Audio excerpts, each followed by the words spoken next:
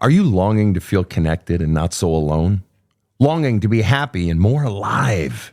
Badass Counseling is excited to announce the creation of Community Plus, a subscription-based private group of folks just wanting to more closely share their soul journey together with like-minded folks and with me, Sven. For a monthly fee, you'll get bi-monthly live Q&As with me, Sven, giving you a better chance of getting your own questions answered. A private community feed for you to post pictures, successes, struggles, joys, even the occasional cat picture, creating greater connection and help for healing and growth. Random drawings for free small group sessions and drawings for private coaching sessions with me. Priority access to becoming a guest on the Badass Counseling Show podcast. Unlimited access to my DIY video courses, Healing the Soul and Unleashing Your Greatness. And so much more. Community Plus is for people serious about their soul journey who want real growth, real help, real laughter, real connection, and true community. Join us now at badasscounseling.com. From the New York City area, welcome to the Badass Counseling Show, where the master badass himself, Sven Erlandson, takes you deep and gives balm for the soul, baby.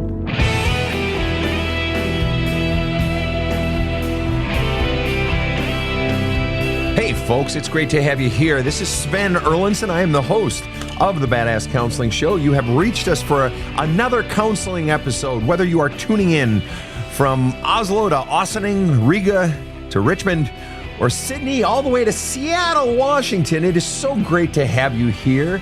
I am joined in studio by my team, KC, ever silent but deadly over in the booth, and Rob the Rocket, never short for a good word or a music tip or all things wise. Rob, what say ye? Yeah, I'm the old wise man, exactly. So where's Riga? I didn't recognize that. I think that's Latvia, isn't it? You were the one that brought it up. I believe it is Latvia. And I know, actually, that we have listeners in Latvia. That's cool. We actually had someone on the show from Latvia, and I know for a fact we have one or two therapists, psychologists that tune in from Latvia as well. Wow, Latvian psychiatrists and psychologists. I love that. We're just equal opportunity. It's great. I love it. I love it. And preparing for that in anticipation of entertaining and informing our international audience, we have a male guest today, which is always a treat. We get those probably every other episode, every third episode.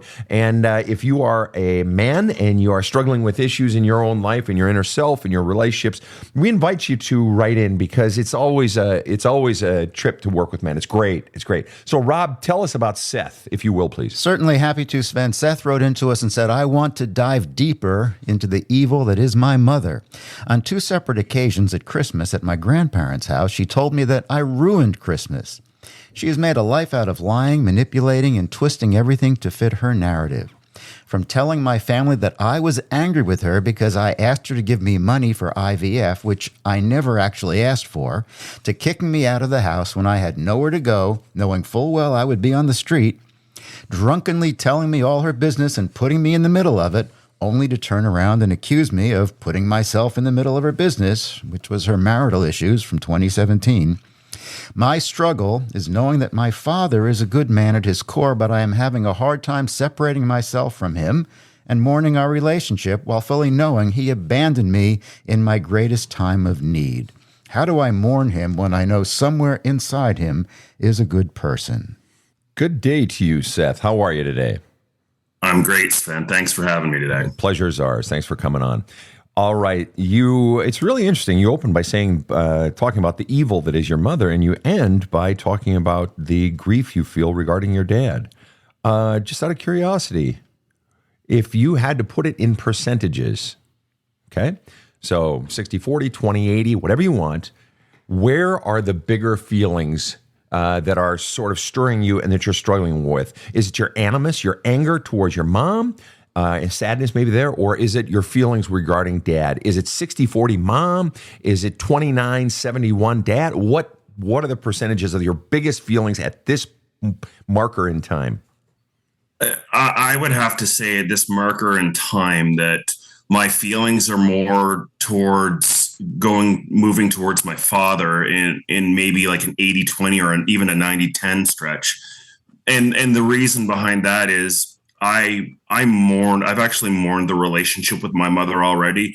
And I know it sounds harsh, but she's already kind of dead to me. Okay. And just out of curiosity, what would you say is the single biggest feeling, if you were to use a feeling word, that you feel towards your mother, this evil woman, to use your word, this dead to you woman? What is the single biggest feeling you feel regarding your mother? I'd have to say disgust and contempt, but for the most part, I feel nothing. And so the disgust and contempt, just so I'm clear, what about her do you are you most disgusted by or have the most contempt by? If you had to put it in one sentence or less, what does it all really boil down to? Her inability to be a mother. Her inability to be a mother. Do you have siblings? Yes, I do. I have two. And were all three of you treated the same? No. My brother was the golden child, and we all know what that means. Yep. And so she treated your brother differently? Very much so. Then your statement that her inability to be a mother, that's a false statement. She knew how to be a mother to your brother. She knew how to be kind and dote on your mother. So she had the ability. Well, clearly, yeah. Okay, so then and you're doing great. Stay with me here, Seth. All right? You're doing great. So then what is the real source of your disgust and contempt for your mother? One sentence, because it's not her inability. It's her what? What are you really most mad at her for, or contemptuous of, or disgusted by? What is it? The way she treated my sister and me. Right. The thing is, the problem that you got, Seth, is you watched her, and maybe even still watch her. You have watched her and watch her. I don't know if you still have interactions with her. Do you, by the way? I don't. I haven't spoken to her in a year. Got it. Okay. So you watched her treat your brother one way and you and your sister another way. In other words, she knew how to be kind. She knew how to dote, or however she treated your brother as a golden child. She knew how to do that. And with you, she chose. She chose to be a fucking asshole. You call her even evil.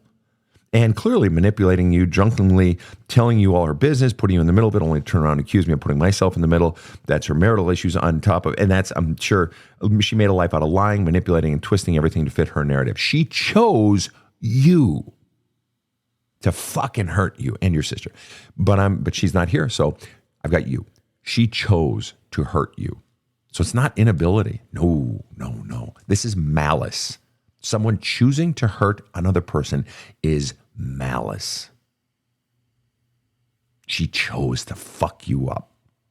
There's no excuse. I've never really thought of you fucking A right. You fucking A right.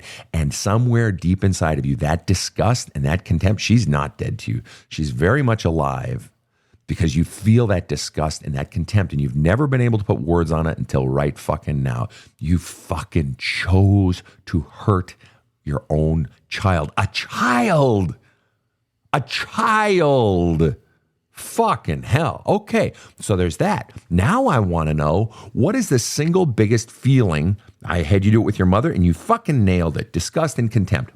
Boom. That's a bingo. You nailed it. Now I want you to take a moment, read yourself, feel it inside, feel it. Single biggest feeling you feel regarding your dad or towards your dad. Just take a minute. Anger and resentment. Okay. And if you were to put it into one sentence, what does it all boil down to about why you're angry and resentful towards your dad? Watching my mother choose to treat me the way she treated me, and for whatever reason, he supported that. And when you say supported, just for clarity's sake, how did he support her choosing to hurt you? How did he, your word, supported? I like the word. Just explain it. Help me understand briefly. How did he support it? By condoning and not holding her accountable. That's a bingo. And let me ask you, so the one thing he did not do then was what? Protect me. Bingo. Now, I don't know what town you grew up in, but town I grew up in, city I grew up in, and most of the people I know, Parents' job is to protect the child, but especially the fucking father. Provide and protect, That's real old school shit, right? Just provide and protect. You got two fucking jobs, right? Can I give you a little bit of context here? Yeah. So with my sister, when my mother was making historically awful decisions and abusing her, my father would stand on the table and go to the ends of the earth to protect her. And he refused to do it for me. Wow. And so I got to ask, okay, so in a way, you had two golden children in different ways. In a way. Yeah. At least one of the other, your brother's getting the golden child. Your sister is at least getting the bare minimums of protection. Okay. Yes. And you weren't. And so I am just fucking curious. And I think I speak for our listeners when we all want to know why. And I want you to speculate. You may not know your dad's reason. You can't, he's probably never told you, but I want you to speculate because you probably know him as well as anybody. Why the fuck did he choose to leave you out to dry? He's got 3 kids. One, mom's treating fine. He doesn't have to look out for her. The other one, mom's shitting on, but he stands up. Don't you touch my daughter. Don't you be mean to me, my daughter. But you can fucking fuck with that one. Go ahead. He's just, Seth is just a little fucking piggy. Fuck around with him. Why? I wish I had an answer for that. All right. In my book, There's a Hole in My Love Cup, I talk about that I very much believe, and it's a very simple thing. If you're ever trying to figure out why someone's doing something, you can't quite figure it out. Always ask yourself the question, what's the primary fear driving the behavior? Then play with it. Speculate what the answers might be, and then pick the biggest, hairiest, scariest, nastiest one, because it's going to be that. What, in all likelihood, you know your dad as well as anyone, what likely was he most afraid of? Because he clearly has an instinct to protect. He's doing it for your sister. Your brother doesn't really need it because mom's not mean to him. So he has the protection instinct. He's making the conscious decision to say, bitch, don't you fucking touch my daughter. That sort of thing. Okay. But he's not doing it with you. That means he's turning it on and turning it off. And that implies a reason. What would you guess is dad's fear? That if he stands up for little shithead Seth, what does he fear happening? The repercussions that she's going to incur on him. And what are mom's repercussions that she would visit upon your father? The silent treatment, All right. Mainly, my mother was mainly the silent treatment. All right. And we're not talking about a day here. We're talking about days and even a week. Oh, hell yeah. I believe you. And I'm sure in the worst case, it could probably even go longer. Right. And it sucks. And few things are worse than the fucking silent treatment. Everybody hates it, but some people hate it even more. And clearly your dad hated it enough that in a way, they crafted an agreement. As was the contract was written by their actions, even if it was never spoken, and it might have been. You can pick on shithead Seth, but don't touch my daughter. And I know the other brother is safe, but okay, if you need to be a bitch to somebody, go be it to that one.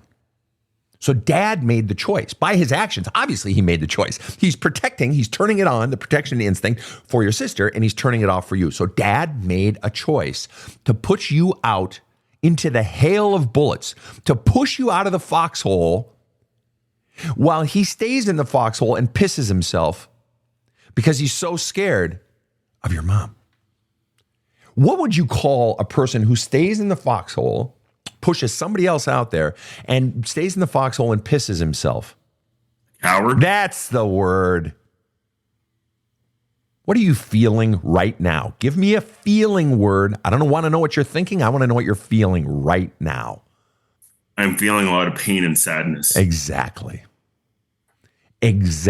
You, my brother, are good at this feeling shit.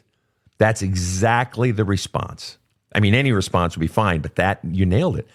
It hurts. Are there a few tears coming with it? I'm trying to fight them, yeah. Don't fight them. It's okay, man. It's okay. Every single man alive has pain inside him. You got the balls to let it out. Mad respect from me, brother. You just fucking realized that your father turned his back on you. Your father was a coward and did not protect you. And your mom was a fucking bitch. That you have literally been alone the entire time. How did you survive? I found a great woman. I found a great wife. Yeah, but that wouldn't have come till later. Yeah. I don't have an answer for how I got through it. Well, give me an answer. Take a guess. You can change your mind in 2 minutes if you want. What do you think it was? Fight or flight, maybe. And what did you do? Did you fight? Did you flight? Did you fawn? Did you freeze? What did you do? What did you do to survive? What did that little boy have to do to survive? Does it make sense that there's a mixture of different things? Yeah. Oh, yeah. Because that little fucker was smart. You were smart. And that your brain was working fucking 24 hours a day trying to figure out how do I navigate? Because you're out of the foxhole. Well, guess what's out of the foxhole? It's not just bullets. It's landmines. Oh, fucking landmines. You were probably tap dancing around those motherfucking eggshells, right? You became an expert at reading people and what's going to keep them calm or keep them from hurting you or maybe get yourself a little praise. Not just mom and dad. You became a motherfucking expert at reading people. It's like you installed fucking rods coming out of your fucking body with cameras on the end, reading every situation and then reading cameras pointing backward, reading yourself. To, keep an eye on what do I need to change? What do I need to change? I want to ask you this question. Yeah. 2 questions. 1, what is the earliest that you recall, the earliest possible age that you recall the fuckery sort of starting or feeling like this or feeling isolated, feeling alone, feeling like no one's protecting you or feeling like mom's breathing a fire-breathing dragon? The first memory that I can actually vividly recall is the Christmas incident that was discussed. Age? I can't remember if it was 8 or 9. It was 1991. So, and at 8 or 9, your mother basically tells you that she blames you for ruining Christmas. Right? And she doubled down on it the following year. Okay. So by age 9, to say something like that, and I have one more question I want to ask in that regard, in regard to all of this, but if it's happening by 8 or 9, something that huge, I think, do you have children yourself?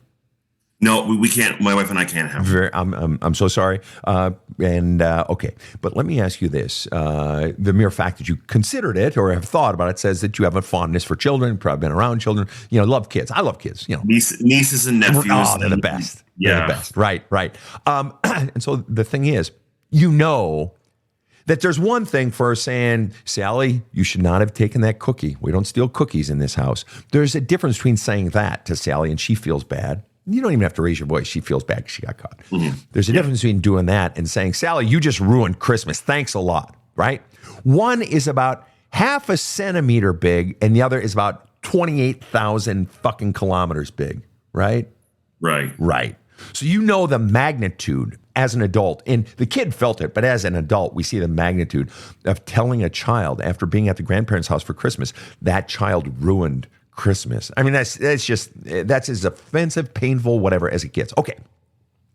So if mom is engaging in dropping nuclear bombs on children at age 8, and that was a nuclear bomb that she dropped on you. It was, by any reckoning, okay?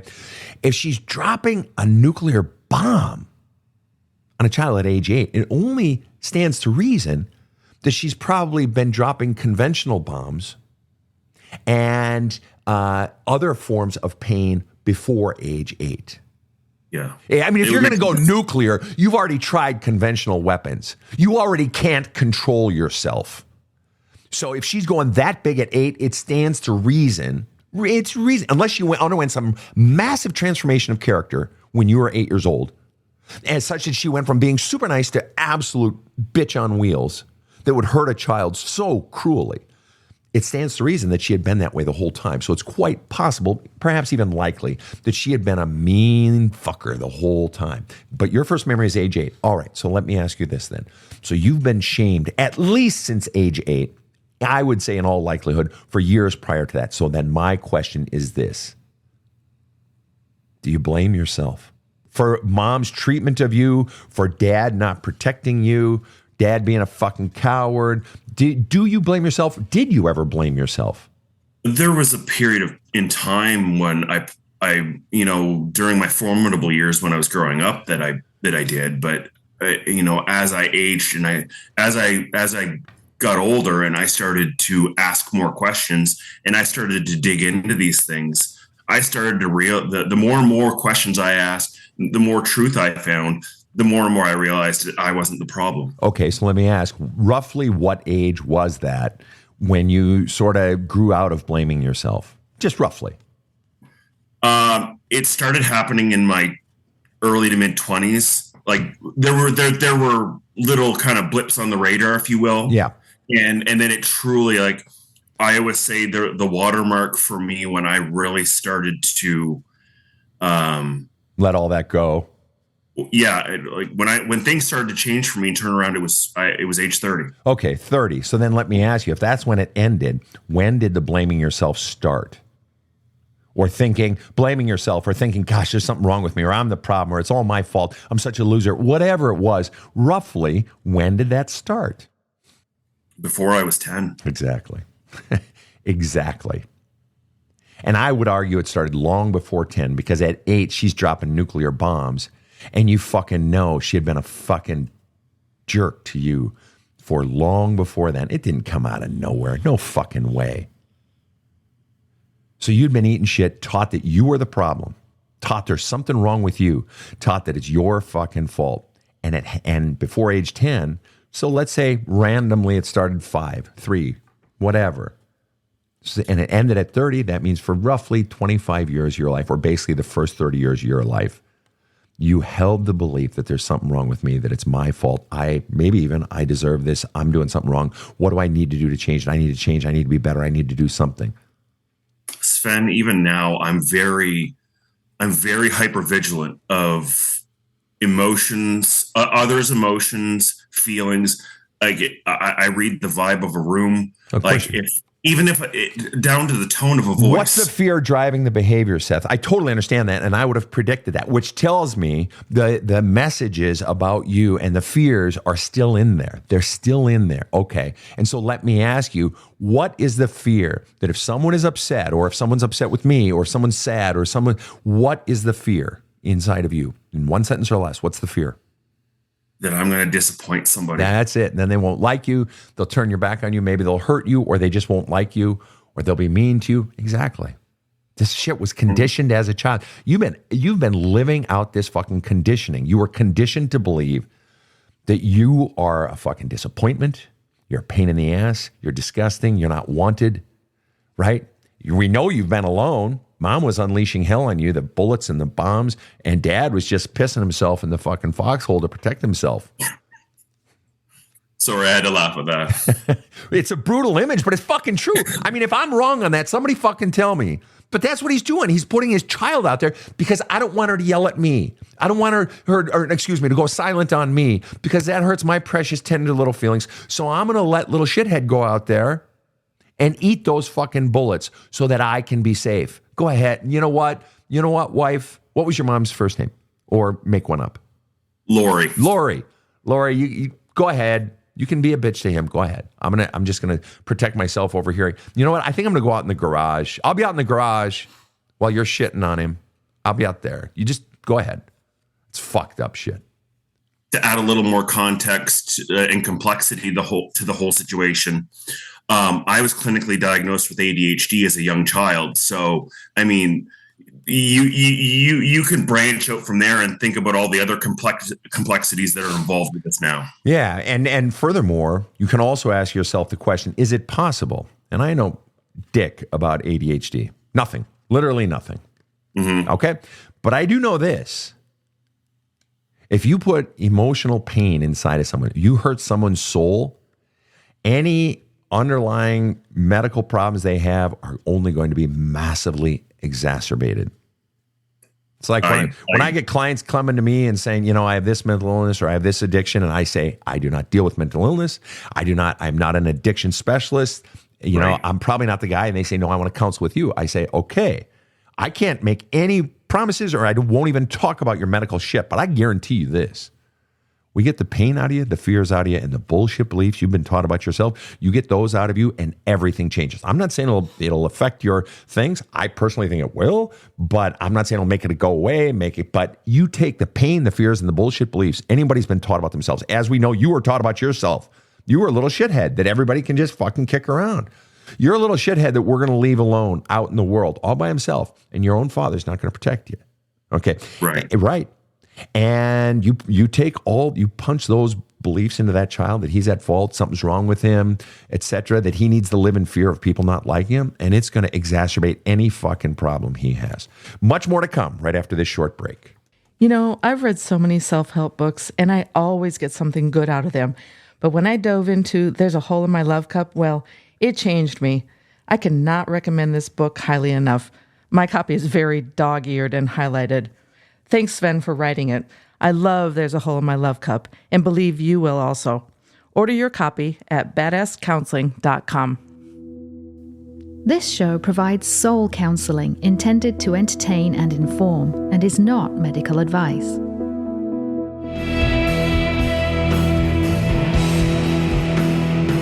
Now, back to the badass.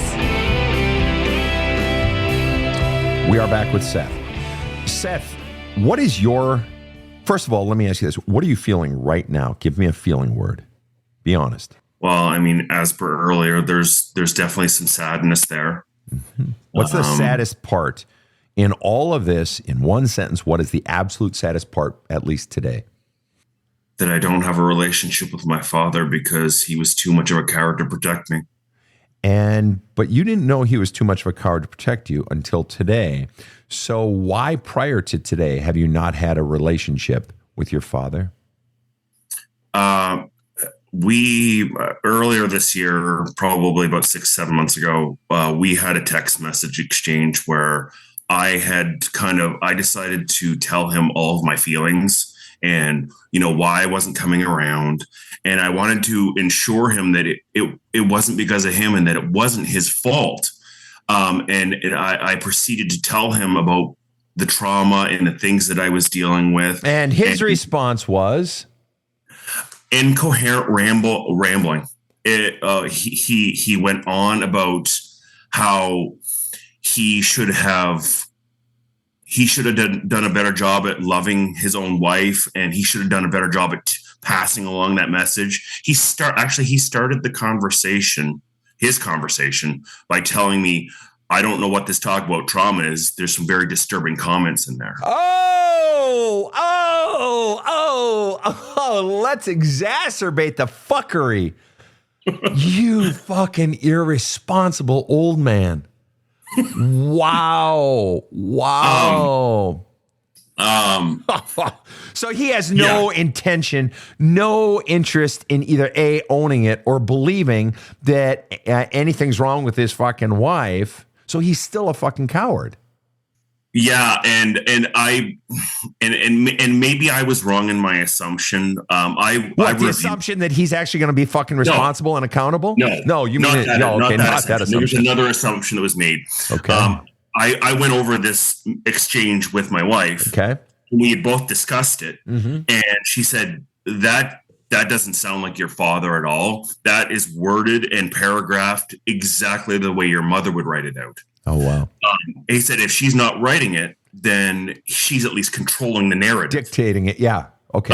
And I sent a message back calling her out, assuming it was her, calling her out on it. Uh-huh. And he wrote me a very angry message back. It seems tangential, but I'm going to ask, what is your relationship with the word hate? It's a very powerful word. It is. A very powerful emotion. Do you have anything in your life that you hate? Like, do you hate Brussels sprouts? Do you hate rain? I grew up in Minnesota. I fucking hate gray skies. Hatred with 1,000 burning suns. Okay. Do you have anything in your life that you hate? I hate the Kansas City Chiefs. Fair enough. Fair enough. Well, then I have to ask, who do you love when it comes to football?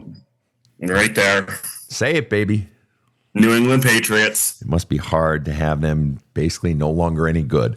But I'm an NFC guy, so I don't give a shit. All right. So, but back on point. Do you believe, what if I were to tell you that hate that is not acted on? Hate that is not acted on is just another fucking feeling. Is it possible that we've so over dramatized hate that there's nothing wrong with having the feeling? What I do with the feeling, that could become problematic. All right. Yeah. Just like, lust could be highly problematic. Feeling lust is one thing. Acting on that lust, like being a creep, that's fucked up. Okay. How we act on it. So what if we were to entertain the word hate, knowing you're not going to fucking act on it. You're not going to go, punch a wall or, burn someone's house down, but we're going to allow it, that it's simply one more feeling, that it's the body trying to express energy, trying to get something out of it. Is it possible? I'm just asking if it's possible. Is it possible that your sort of hard time that you're in, separating yourself from your dad, mourning the relationship, fully knowing he abandoned me in the greatest time of need? How do I mourn him when I know somewhere inside is a good person? Yeah, you may know that. Forgive me, I'm not really seeing it, but whatever.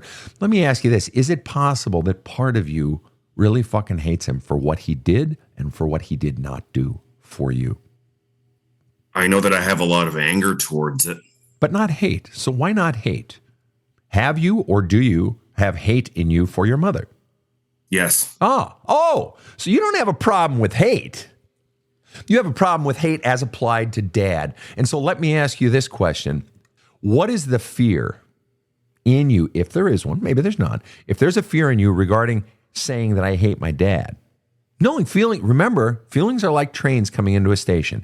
They come in, they let something out, the people out, they take people on, they go leave the train station, chugga, chugga, chugga, woo, woo, and then they're in a dot on the horizon, then poof, they're gone. If we allow the feelings to come and we flush them out, then they pass. They are not a state. They are not a permanent state. They're just a thing that comes and it goes if we get it out. So when we stuff those darn feelings down, that's when they create problems. So let me ask, why is it you're perfectly comfortable at the drop of a hat saying, oh yeah, I hate for mom for sure. But what's the fear?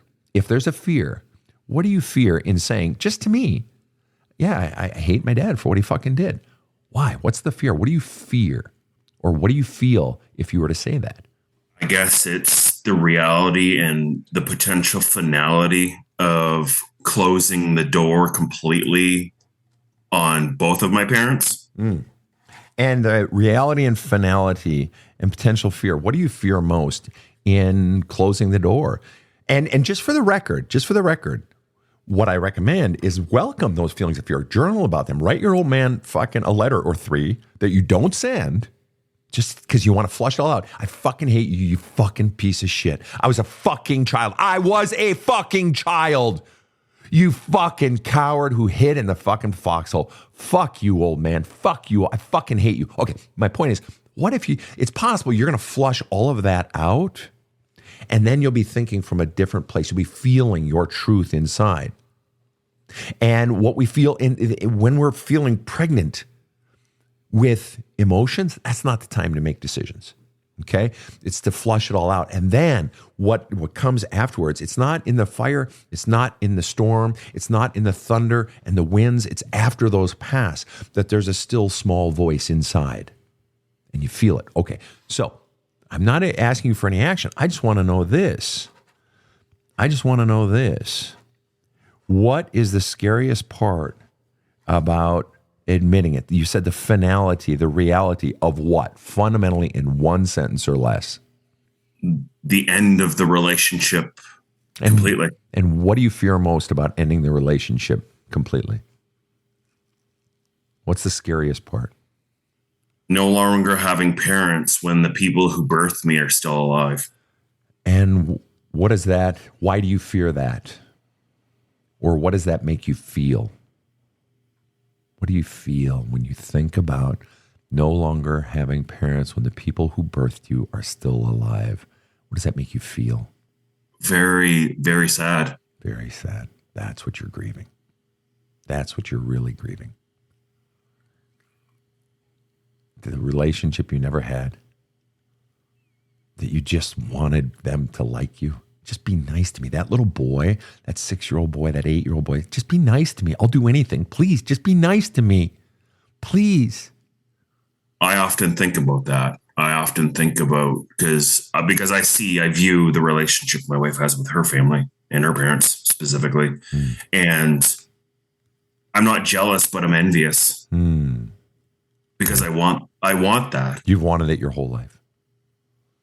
How have they treated you, just out of curiosity, her family? Oh, I couldn't ask for better in-laws. There's a phrase that the youngsters nowadays. It's called chosen family, the family we choose, and oftentimes that comes in the form of friends. It can come in the form of a spouse's family, but it's those people that we choose, and it's a chosen family. And there's a sense of community, a sense of connectedness, a sense of warmth that you've never had. You've never had the warmth. So you met her and her family, and maybe you've got a buddy or two or whatever, but yeah, chosen family. And to feel loved, God, that must be like balm to your soul. I have a good friend of mine that I went to high school with. After my parents kicked me out of the house, his mother actually took me in, and she kind of became one of those figures for me. Beautiful. There are so many good people in this world. So the finality of knowing you're never going to get, here's what you're really losing in it. What you're really losing, what that boy has always wanted, is a reversal of the message. See, the message you said it earlier, since 8, and I said probably earlier than that, logically, but by 8 until 30, you very much believed, there was something wrong with you. You're the problem. I'm that fault. All this, that there's something fucking wrong with me, right? Remember. Well, go ahead. Sven, to actually quote you, it's not the sins that were committed. It's the lack of atonement and the 5-cent apology for a $500 crime. Yeah. $5,000 crime even in this case. That's right. Absolutely. And so and that's that part after the fact. And during it, and what you were taught about yourself is that you're the problem. And so what you've been really wanting, and they conditioned you. Mom taught you the message, and dad taught you weren't worth protecting. So mom's telling you you're a shithead, you're dog shit, something's wrong with you, what the fuck's your problem? And dad's not protecting you. So you're getting the double whammy message of, I'm not worth protecting, something must be wrong with me, I'm no good, right? So what you've been seeking at your deepest core, at the depths of your soul, is a reversal of that message. You've been wanting them to say not just I love you or I'm proud of you, but the implicit message is there's nothing wrong with me. That's what you've been wanting. Them to say, no, you're my son in whom I'm well pleased. You are beautiful. You are wonderful. I think you're the best. And that is what you've been wanting, because that would then heal the hole in the bottom of your love cup that they put there. So what is really grieving is that you are never going to get that from them. Never, ever, ever. It's not just they're never going to be nice to you, and they're never going to confirm your worth after they taught the child that he didn't have worth. They taught you that. It wasn't society or your peer group or fucking road and truck magazine. It wasn't fucking male limit. It was mom and dad.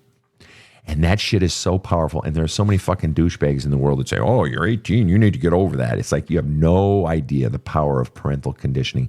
And you are conditioned to believe that there's something fucking wrong with you and you're fucked up and you ain't worth protecting. That's what's been down there the whole time and all you've ever wanted. And that's the jail cell you've been in.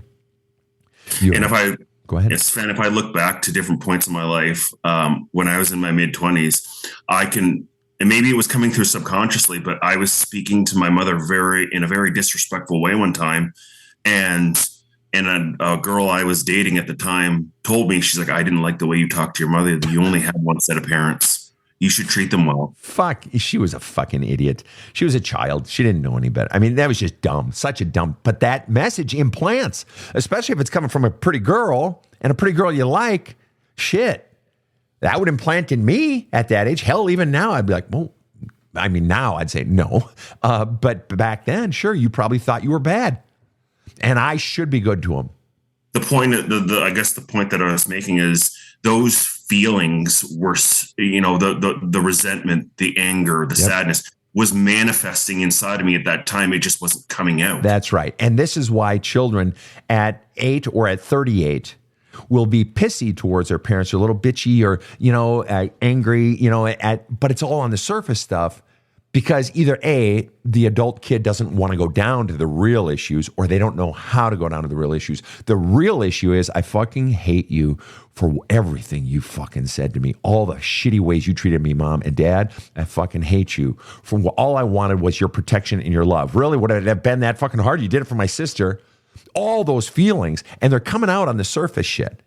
But the real deepest shit is never being addressed until you did with your father. You addressed it. And he's like, gobbledygook, gobbledygook. I should have protected your mom. Gobbledygook. I'm not at fault. Gobbledygook. Toxic. I'm not toxic. You're toxic. You're the problem. Gobbledygook. Gobbledygook.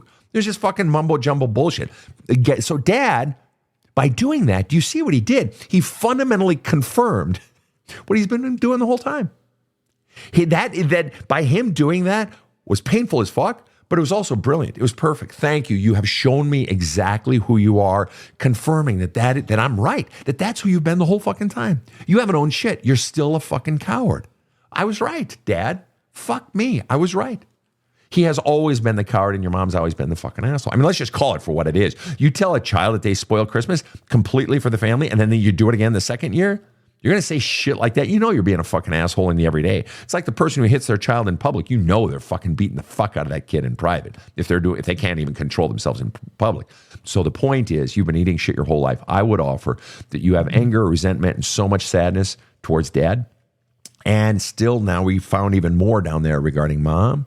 You want to fucking heal yourself? You go into that shit. You write them fucking letters that you do not send. I mean, if you want to send them, but you fucking know in advance they're not going to fucking change. Because the only way you fucking heal that little boy that is still inside of you, that inner child, the only way you heal that is by giving that boy his voice. Nobody wanted to hear his pain. Now you're an adult. Now you have the strength, and he is coming to you with that vault full of cigar boxes, and all those cigar boxes have all the chits, all the receipts, all the shit that was done to him, and all the feelings he felt that he wasn't allowed to express. It wasn't safe, and he would have fucking been eaten alive if he had expressed his feelings. So you've been saving up cigar boxes full of all your feelings your whole entire life, and now you're old enough and you're strong enough, and that little boy is coming to you with that cigar box, saying, "Please let it out. Please, I wasn't strong enough. You're strong. I was weak. You're strong. Please open this up," because then you set him free. Then you finally release all that pain, all that anger, all that sadness, all that grief, all that feeling alone, those feelings of betrayal, all the hate, all the rage, everything. And the more you get it out, dude, you have no idea. You have no idea what love is until you do that. You will fall in love with your wife in ways you never have before. You will fall in love finally with yourself. You will fall in love with life. The fucking sun will shine in a way you have never seen the sun shine before. When you get all that shit out, you will feel so much lighter. You'll feel lighter progressively as you do it more and more. And you've already done some work, obviously. That's obvious. All right? You're really good at this shit. But the real shit is now down there. And you got to go in there. Now it's up to you. See, now, it's not somebody else telling that little boy he ain't worth a shit. And his feelings don't matter. See, now if you don't let that shit out of the vault and open up all those cigar boxes, pull them all out, and they're heavy when you first bring them out, the memories and the feelings, and it's heavy. That's why we don't want to touch it. It feels overwhelming. But the more you get it, you journal that fucker out, and you write the fucking letters. Write letters to them. Letters are easy to write. Just write bullet point letters. Fuck you, fuck you, fuck you. I hate you, but I love you. God damn it. Why couldn't you fucking love me? I just wanted your love. You were the best dad in the whole world, but you were so awful, blah, blah, blah. Write whatever you're feeling, all of it. And the more you do that, you're going to feel this pervading and increasing sense of lightness and clarity like you have literally never experienced in your entire motherfucking life, my man. But it's up to you now, because if you silence that boy, now it's you doing it. Now it's not them. Now it's you. And this is why it takes courage, my brother. What are you feeling right now? Give me a feeling word. A little overwhelmed. Exactly. What's the most overwhelming part? The things that I thought I knew are not what they actually are. What's top of the list of what you thought you knew that isn't so? I never looked at my dad as a coward, but now I do. Yeah. And now it's like, oh shit, it was there the whole time. How did I not see it? Why do you think you never looked at your dad as a coward before? Is it possible you didn't, because either A, you felt bad doing so, or B, you didn't want to, or is it that I was just blind to it? I think I was into making excuses for him. Why? What were you wanting? We see that your dad has made excuses for your mom your whole fucking life because he's wanting to stay on her good side. What was the reason you were making excuses for your dad? What did you fear losing, perhaps, or what were you hoping to gain if you made excuses for him? That if I just endure more, then he'll be nice to me. It'll come. I know I just got to be nicer. I got to give him a break. I got to forgive him. I got to let him off the hook because then he'll be nice. Is that what it was? Or did you fear him? What? Why do you think you made excuses for him? Because I saw the way, like, he did things to avoid negative reactions or behavior from my mother. Right. But I also, into my adult years, I saw how badly he was mistreated. My mother's a narcissist. So you felt right. So you felt bad for him. I felt bad for the way he was treated. I know that she's manipulated and twisted him. Sure. But I was making excuses for him because I saw him as a victim. Right.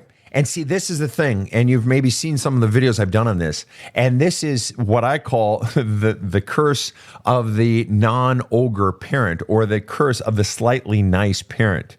That when you're standing next to a giant ogre, cyclops with one eye in the center of its forehead, this evil dragon, it can be a mother, it can be a father, or an uncle, or a grandmother, whatever.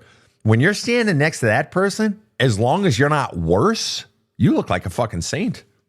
Your dad, because maybe he could be nice every now and then, or because he didn't yell at you or say you're a little shithead, because he didn't do that, wow, he's actually a good parent. And I feel bad for him. But think about that you were conditioned as a child to be more concerned about the adults' feelings than they were to be conditioned to believe and look after your feelings. You were conditioned to believe dad's feelings are more important than my fucking feelings. Thanks. Of course I was. I came to that realization a long time ago. And that's the problem. That your feelings have been negated. You were conditioned to negate or minimize your own feelings. That's the precise problem the entire time. That's why you got a vault full of fucking cigar boxes. And another thing to add to this is, like, my father, like, there was very, very little physical abuse. Like, there was times, sure, fair. Yes, my father did lose his patience. Okay. And yes, we did get the belt, or we did get a switch. Got it. Later in life, well into my 30s, he atoned for that and he wanted to take it back. So he's capable of atonement and he feels bad for the physical abuse, but doesn't feel bad for basically leaving you high and dry with regard to your mom. Right. And I'm sure that atonement felt good, but it doesn't change the fact that fundamentally he conditioned you to believe that your feelings are not important. His feelings. So here you are in adulthood looking out for his feelings, sad for him, whatever. And he doesn't give two fucks about your feelings. In fact, when you go to ask him to own his shit, he's like, no, that doesn't exist. Right. And what trauma? What? Trauma. What trauma? Right. What trauma? And so the problem is you are still suffering from the belief that your feelings don't matter, that your feelings are less important. And until you prove otherwise by going into your fucking vault and start bringing your feelings out, all the scary, ugly, nasty stuff, and looking at the fucking truths and feeling what you feel and flushing it out by journaling and letter writing. Until you do that, they still own you, dude. You are still possessed by the belief that your feelings and you don't matter. You have to prove it. You have to prove to yourself that you fucking matter. And the one way you do it more than anything else is going in there and giving that inner child, that little boy, giving him a get out of jail free card by opening up all those cigar boxes and setting him free, because that's your authentic self, kid. That is your authentic self. Go ahead. So in that regard, you're talking about journaling, writing letters, that stuff. Does this count? I have a 30-minute commute to work one way. Yeah. Does and this might sound silly. Does yelling at him as if he's standing right in front of me count? That's a great start. That is a great start. I love that. Okay. But no, it's a great start, because what journaling forces us to do, what letter writing forces us to do, is stay in it longer, because my hand can't keep up. Even if you're typing your feelings, and I journal by typing a lot, even if you're doing it, My fingers still can't move as fast as my brain can. So it's forced me to stay in it, but also it's forcing me to look at what I'm reading and to feel it and to look at it and to stay in it and to think about it longer and to flush it and to put it into words versus if I'm, for instance, yelling or just some people journal into their phone, right? But then it's gone. There's no more thought about it. Now, I have some people I say, listen, if you're going to journal in your phone by talking out, talk to text, go back into it, edit it. Change the wording because it's forcing you to stay in it. So you've been avoiding all those feelings for most of your life. Now I want you to go in it and just stay in it for as long as it fucking stays. But the raging in the car, fuck yeah, that's a great fucking start. I love that, but it's a start. Okay. And so basically what it is it's you finally going in and setting that boy free by allowing all the feelings. And all I'm asking for you for your healing is one thing. Just for the first time in your life, just look at the truth. Just the truth. You don't have to protect dad. You don't have to protect mom. They just finally stand up as a man and say, I just want to know what the truth is. And that's what we did today. We got down to really the nitty gritty truths. You do hate your fucking dad. It's a feeling. And the more you flush it out, the hate will be gone. Maybe it'll be fucking 6 months. Maybe it'll be 4 years, maybe whatever. And if you don't want him in your life, you don't want him in your life. Fine, don't have him in your life. You want him in your life, have him in your life. Who gives a fuck? Bottom line, that's your choice. But you won't know until you welcome. What are your honest feelings? Just be honest with yourself. Who am I? Because when you're honest with yourself, you are honoring yourself. You are negating that bullshit message you got as a child that you're the problem. Mom and dad are good. Mom and dad love me. Therefore, if I'm not getting love, I must be the problem. Bullshit. You were never the problem to begin with. You're a fucking child. And so the child is hurting, and all that pain is in you. The anger, the rage, the sadness, the grief, the disappointment, the betrayal, the frustration, all of it is in there. The more you get that out, dude, you're all set. I got to tell you, Seth, you've been great. You've been great. Just a great guest on the show. I mean, you're so good at naming your feelings and you're so good at going deep and you are open. And this is the shit, man. You have a great life ahead. You really do. If you have the balls to do this because you're still fucking young. And and you can do this shit and you're finally ready to face it. And I mean, if you want to say things to your parents about it, you can. If you never do, the truth is you don't need anything from them in order to heal. You've always thought you did. And that's why you kept going back to the well, kept trying to be nice and everything because I need them to undo the message they taught me that basically I suck. And now the way you undo it yourself is by opening all those cigar boxes and getting out because you're finally conveying to that little boy your feelings do matter. I matter. I believe in you, Seth. I want to thank you. Thank you so much for being on the show. Any final questions you have for me or anything you want to say?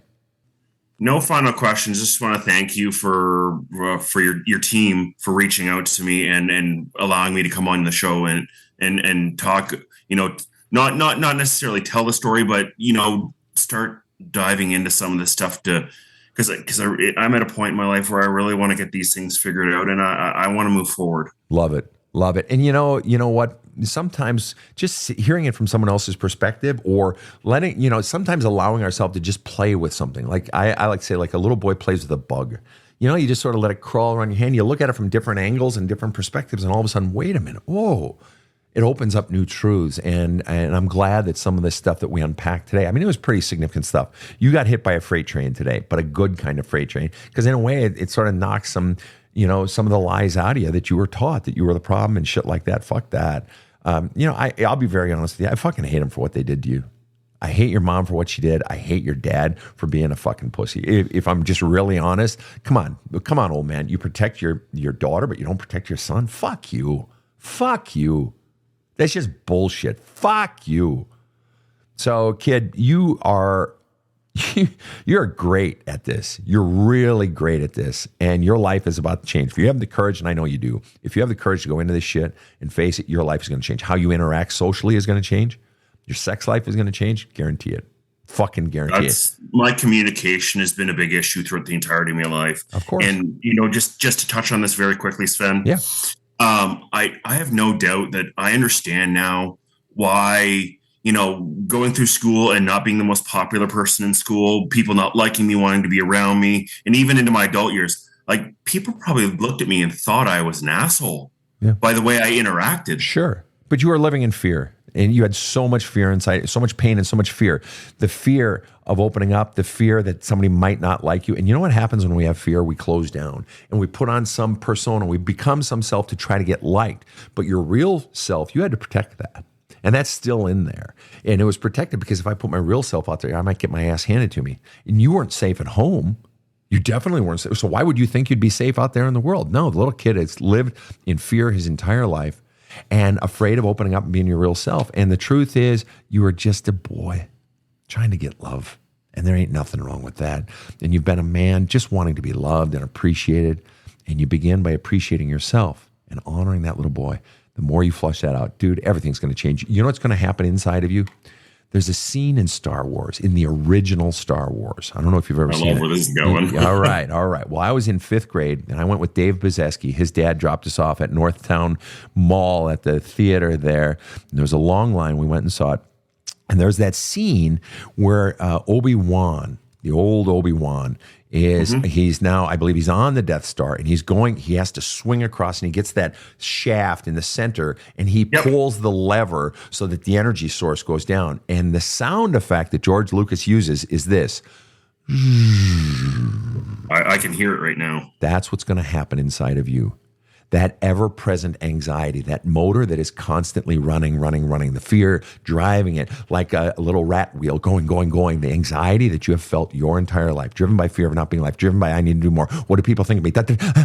Like a squirrel frantically foraging for food before winter, all right? That is going to go, that inside anxiety is going to go, and you're going to begin to be calm like you have never fucking known in your entire life. You're going to begin to experience a peace that passes all understanding. I'm telling you, it is so close for you. All you got to do is just step into it, do the fucking journaling, do the fucking letter writing, and welcome all of those feelings. I believe in you, Seth. You have been a great guest. Thank you so much for being on this show. Well, thanks for having me, Sven. I really appreciate it. You're welcome. Rob, any final thoughts today? Yes, Sven. Seth always impressed me right from the beginning of being very emotionally intelligent. Clear. And I think he became even more so during the show, even though he said there wasn't much physical abuse, but I got the belt and the switch. But nevertheless, I think when you counsel Seth, you're counseling many, many people. And for that, let me just say on behalf of our listeners, we're grateful. Yeah. And I think the gratitude, especially for Seth, that I have, is he sets an example for men. And that, it's like, fuck, we got pain in there. It isn't just women that have pain and emotional stuff. That's just for women. It's just bullshit, man. And to have the balls to do it, it's so fucking healing. And then, I mean, I agree. Seth set a high bar today. He set a great example. And Casey is nodding her head. And so to all of you listeners from Belgium to Beijing, it's great to have you on the show. Thank you for tuning in. On behalf of Casey and Rob the Rocket, have a kick-ass day. The Badass Counseling Show is strictly copyrighted. No copies may be made without the express written consent of the Badass Counseling Show, LLC. The Badass Counseling Show is produced by Karen Camparelli and Robert H. Friedman. Executive producer Sven Erlandson. Original music by 2-time Emmy Award-winning composer Trevor Morris. Have a kick-ass day.